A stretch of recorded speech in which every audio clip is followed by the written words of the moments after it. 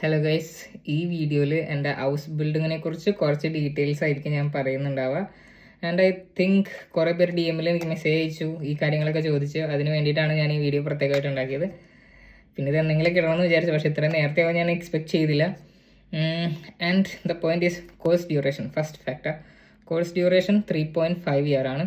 I think normal house ബിൽഡിങ്ങിനേക്കാളും കുറച്ച് കൂടുതലാണ്, ഐ ഗെസ് സോ.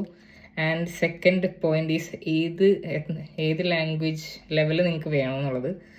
B1 മതി. B1 ഉണ്ടെങ്കിൽ ഈ പരിപാടി നടക്കും. ആൻഡ് ചില കമ്പനീസ് B2 C1 ചോദിക്കുന്നുണ്ട്. അത് ഡിപ്പെൻസ് ആണ്. പക്ഷേ B1 ഉണ്ടെങ്കിൽ നമുക്ക് ഈ ഹൗസ് ബിൽഡിങ്ങിലോട്ട് കയറാം. And third factor is stipend നിങ്ങൾക്ക് ഫസ്റ്റ് ഇയറിൽ ഏകദേശം 1218 അടുത്ത് കിട്ടും. അത് ഞങ്ങളുടെ കമ്പനികളുടെ കാര്യമാണ് ഞാൻ പറഞ്ഞത്. സ്റ്റൈഫൻഡ് ജനറലൈസ് ചെയ്ത് ഏകദേശം ഈ റേഞ്ചിൽ തന്നെ നമുക്ക് കിട്ടുന്നതാണ്. പിന്നെ depends upon the employer, state, ഇതിനനുസരിച്ച് വേരി ഉണ്ടാകും. ഫസ്റ്റ് ഇയറിൽ ഏകദേശം ഇത്രയും കിട്ടുന്നുണ്ട്.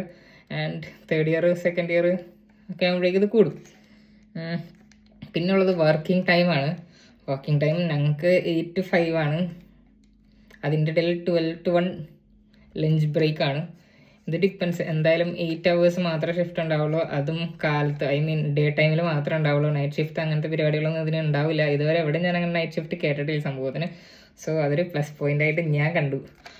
ആൻഡ് പിന്നെ നിങ്ങൾക്ക് ഇതിൻ്റെ അകത്തൊരു ബോണസ് കിട്ടാനുള്ളത് എന്താണെന്ന് വെച്ച് കഴിഞ്ഞാൽ, ഈ ഹൗസ് ബിൽഡിങ്ങിലോട്ട് നിങ്ങൾ കയറി കഴിയുമ്പോൾ ഗ്രാജുവലി നിങ്ങൾക്ക് വരാൻ പോകുന്ന കുറേ കാര്യങ്ങളുണ്ട്. അത് ബാക്ക് പെയിൻ, ഹെഡ് പെയിൻ, പിന്നെ കൈവേദന, പിന്നെ കൈ പൊട്ടുക, ചിലപ്പോൾ എന്തെങ്കിലുമൊക്കെ ടൈറ്റ് ചെയ്യുന്ന സമയത്ത് കൈ തിന്നിയിട്ട് ഇടിച്ച് ചതയുക, അങ്ങനത്തെ പരിപാടികളൊക്കെ.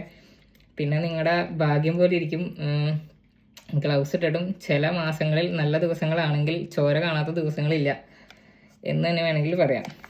അത് പ്രത്യേകം ശ്രദ്ധിക്കണം. പിന്നെയുള്ള നമ്മുടെ പോയിൻ്റാണ് ഇത് എങ്ങനെ അപ്ലൈ ചെയ്യാമെന്ന്.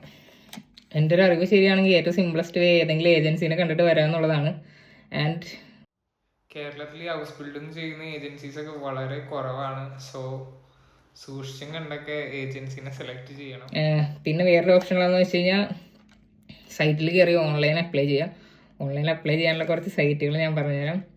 housebilding.de, azubi.de, dineazubi.de, azubio.de.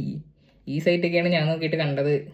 പിന്നെ എന്തെങ്കിലും ഡൗട്ട് ഉണ്ടെങ്കിൽ എനിക്ക് ഇതിൻ്റെ അതിൽ കമൻറ്റ് ചെയ്യുക, അല്ലെങ്കിൽ എനിക്ക് DM ചെയ്താൽ മതി.